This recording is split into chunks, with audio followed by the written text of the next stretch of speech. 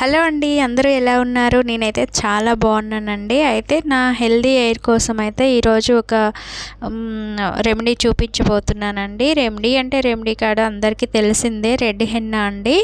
ఆయుర్వేద షాప్లో మాత్రమే తీసుకుంటాను నేను. అది తీసుకొని కొంచెం డికాషన్ వేడి చేసుకొని ఓవర్ నైట్ అంతా నానబెట్టుకోవాలండి. నాకైతే ఒక ప్యాకెట్ పడుతుందన్నమాట.